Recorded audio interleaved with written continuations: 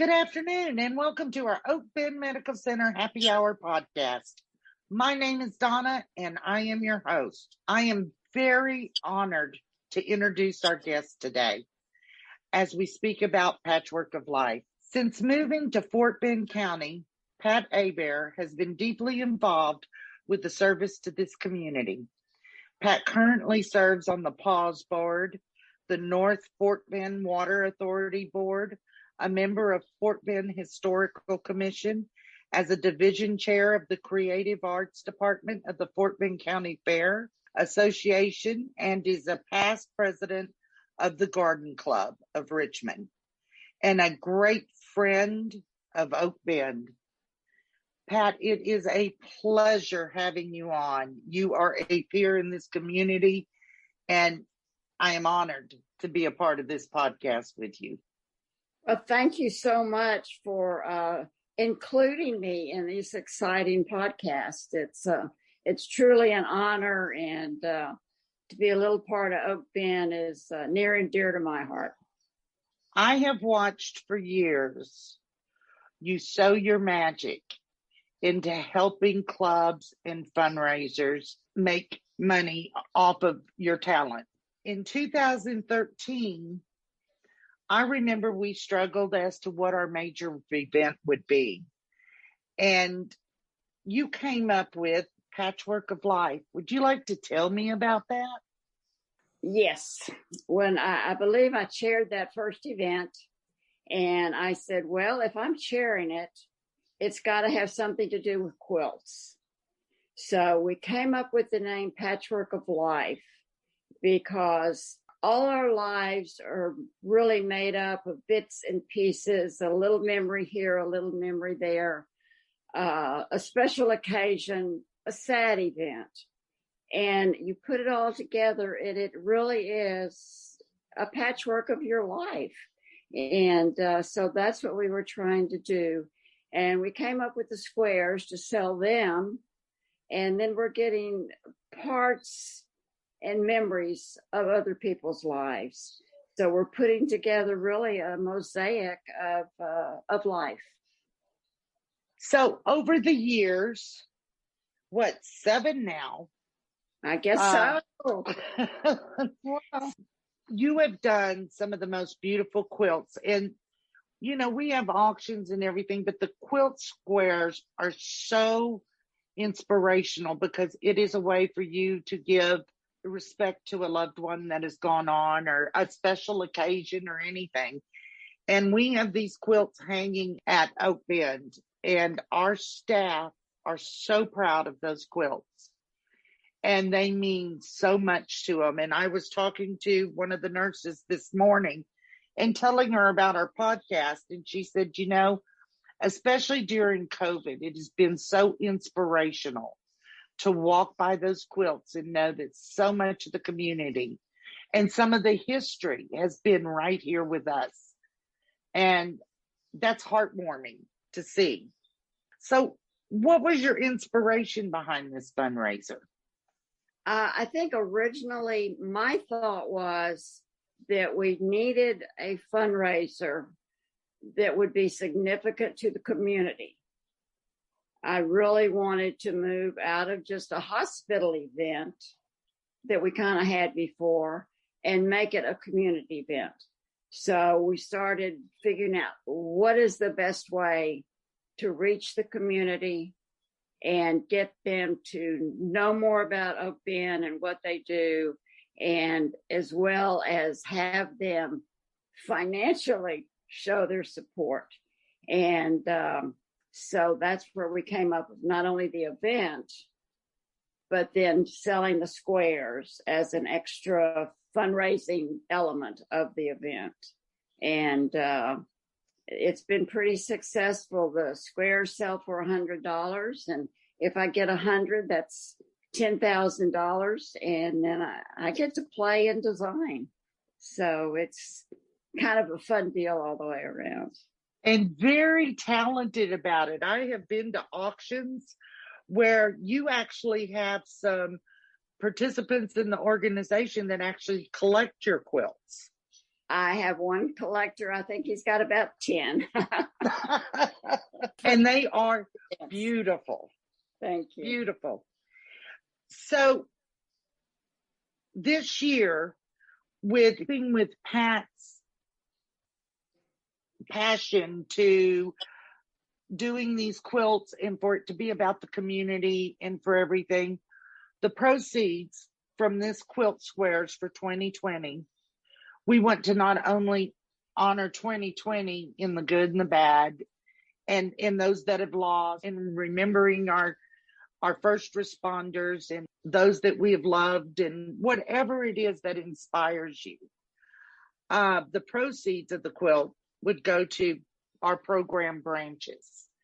And I'll touch lightly on Branches is a program that our children that come in up to the age of 17, I think, that do not have insurance and meet certain criteria can receive the care they need through these proceeds. We see more and more where kids, it's horrible as a parent to need your child to go see a doctor or go to the emergency room and you be sitting there thinking, I can't afford this. Yes. That is a horrible feeling. And we want to try our best not to have anybody have that feeling. So that is the program this will go to. But in working on this, why quilts, Pat? How did you get involved in quilts? I've always sewn my entire life. I sewed my clothes when I was a little girl, and I've always had a fascination with fabric and what you can do with it. And so I guess about 20, 25 years ago, I got into sewing quilts because it's a lot easier when you get older to go buy a shirt instead of trying to make it. So quilts were just a fun way to get that creative inspiration going. And about that time, there were no quilt stores, but about that time, the International Quilt Festival started. That grew to a massive, massive convention. It's one of the biggest in the world, the International Quilt Festival. So you go, you take classes, and you shop. There are, hundreds of vendors. So you're always getting new ideas, new gadgets, and it just keeps going. Can get to be a very expensive little hobby. And a few years ago, I told my husband, well, I want to quilt my quilt instead of sending it out to a professional. So we built a house in the backyard. So I have my quilt house and my long arm machine. So I can now make the quilts, which I've done the last few years, from buying the fabrics and putting it together, designing it, and then quilting it. So I get to do the whole product, which I thoroughly enjoy. That's great. And it serves so much beauty to everyone. You and Judge have been really philanthropic throughout this county for many years. Not just Oak Bend, you give back in so many ways. And, we talk about community involvement and everything. And I just want you to give your testimony on what it means to be in the community and be a part of the community and to give back to so many organizations that can use to help county. We have from day one, when we first got married and bought our first house, I made Bob go to the HOA meeting. That sort of started us on the road. And then we needed a fire department. So we started that, and we needed a newspaper. We started that. So it was really started out as what our little community in A-Leaf needed. And from there, as our world expanded and we moved to Fort Bend and saw other needs, say this board needs a new member that can do XYZ. And so you kind of start getting on boards and start making phone calls and getting involved that way. I got on the fair and in the quilt division, because that was my passion. And then I guess I started making quilts for an auction item, because that's what I could do. better than I can make phone calls to people. I thought, well, you've got to contribute the way where you use your talents and your skills. And that seemed to be my best path to help. So. Now, I know you have several kids, grandkids, great grandkids, yes, and y'all lead a very busy life, but you yes. still find time to give back. How do you do it all? Because a lot of people will say, I don't have time, or I've always believed, although I haven't always lived it, that you make time for the important things in your life. You can't do it all. And so you just have to decide what is important for me to accomplish. And some things don't get done. There's just, now I would say during this last year, I've had the time to actually sew more and make some quilts because we haven't gone as much. But under normal times, I may go out there and sew at 9 o'clock at night if I've been gone all day. I just want to get another hour in, get something done.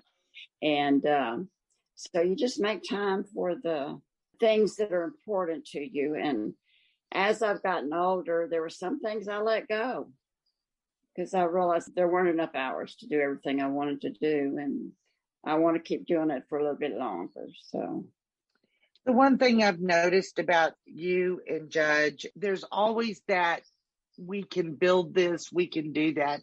And you helped us in the hospital tremendously see things that we could do differently. I want people to know that it doesn't take a lot of money. It doesn't take a lot of time. It's finding that passion where you can make a difference, where you can reach out, because every person can make a difference. I truly believe that. I'm not good at making fundraising phone calls. So I have to do something where I can help raise money and make phone calls if I have to. But, there's been, as the county grew, there have been so many needs that just have expanded. Every agency, everything has needed more help over the years. And so if I can help in some little way, that's what I like to do. So I encourage you, as Pat has been my role model also in philanthropy and giving back. I'd like everyone in the community to think about it. I'd love it to be with Oak Bend, but wherever you choose to give back, be a part of the community. Pat, in passing, is there anything else you would like us to know? I would say for everybody to find that 1 or 2 or 3 niches where you feel like I can make a difference. It might be with your scout troop when your kids are younger. It might be volunteering at the school, volunteering at the hospital, whatever niche. It doesn't have to be a lot of money. And it actually doesn't have to be a lot of time.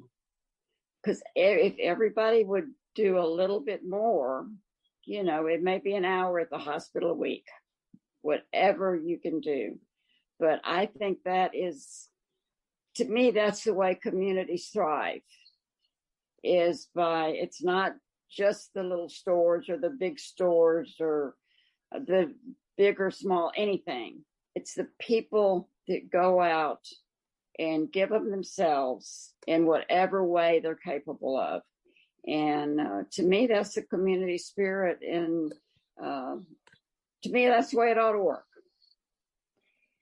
And if 2020 didn't show us anything, it showed us that team spirit. I have watched staff and physicians. I have watched the community pitch in to do meals for our first responders. Let's not lose this momentum. This is amazing. It has been. What I've seen on TV, I'm like, oh my gosh, these people are giving of themselves, their time, and sacrificing their time with their families to make whatever they needed to get done. And I truly admire all the first responders and all medical staff that have given so freely of their times and efforts. They are truly appreciated. Pat, this again has been an honor to do a podcast with you. And on behalf of Oak Bend Medical Center, I want to thank you so much for touching our lives and being in our lives. And for the community, we couldn't do it without you. I want everybody to think about what they can do for the community. We will be selling patchwork squares in local restaurants and other places. We'll also give you a sign at the end of this podcast to let you know where you can volunteer or give back. Pat, I want to thank you for joining us today. And a big thank you to our listeners for tuning in. Beginning now, set an intention and a relentless focus on living your life as the greatest person you can be in all situations. Thank you, and join us again next week.